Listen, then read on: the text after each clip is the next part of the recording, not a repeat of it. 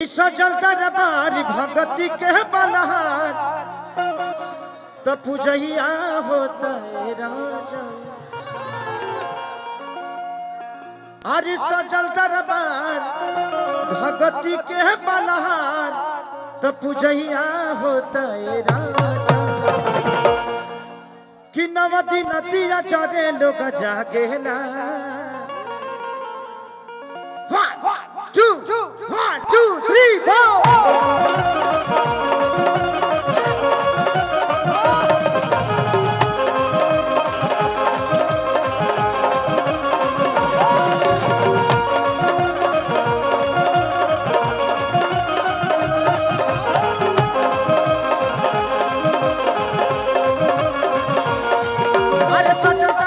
भगति के बलहार तो पूजैया होता है राजा।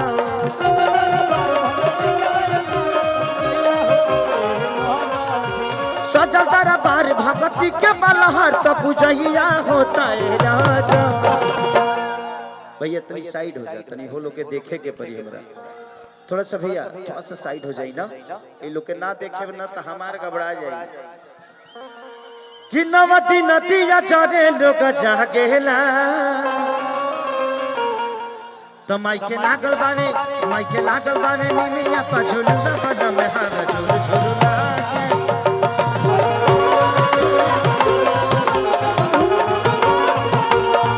माइके लागल बावे निमिया पर झुलुआ बन में हाथ झुलु झुलुआ।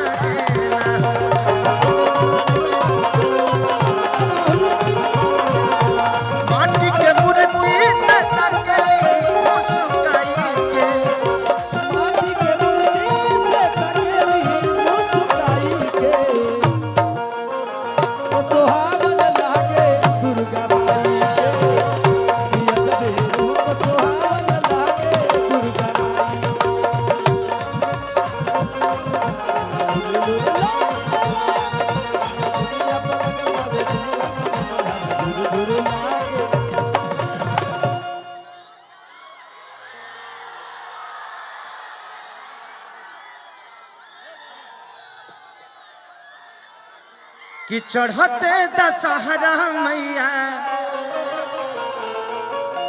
अरे यहाँ कैली घर। अरे कलश धरात बाटे घिवा के दिहुआ जाए। कि चढ़ते दशहरा मैया यहाँ कैली घर। कलश धराइल बा घिवा के दिया जाए।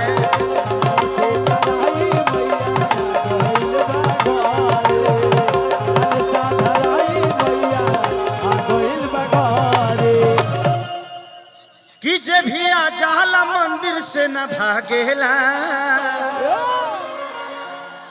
कि जे भी आ जाला मंदिर से न भागेला तो माइके लागल बावे निमिया पर झुलुआ बन में हाथ झुलु झुलुआ।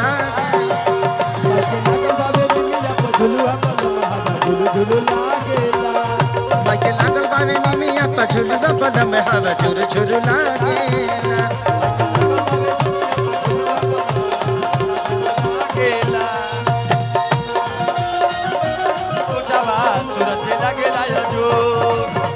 चम चमकेला माई के मुकुटवा सूरज में लगेला यो जो।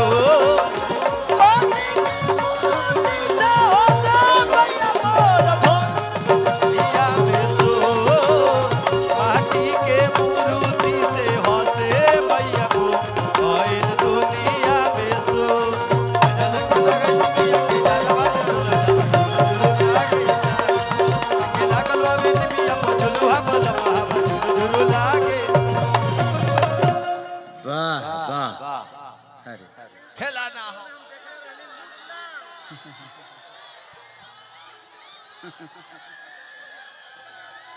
बहुत अच्छा भैया, बहुत अच्छा भैया के तरफ से बहुत हजारों हजार रुपए का पुरस्कार बुढ़ारियों में हिला के गिरा देता रहे पैसा। आई लव यू टू भीमवा नहीं खाइल का हो। ठीक बा भी ढेर पीछे मत रहो ना तो केहू गाधा दे दी। दिखाओ दिखाओ।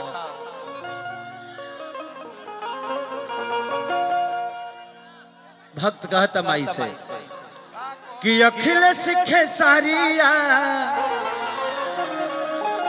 बेदरती पूजेले, अरे मैया के गीत चारों गुजेले। कि अखिल सिखे सारिया बेदरती पूजेले, मैया के गीत चारों गुजेले। भैया के घिउआ चारू देवा जरे ले, भैया के घिउआ चारू देवा जरे ले। कि लोग भक्ति में बैरह गेला,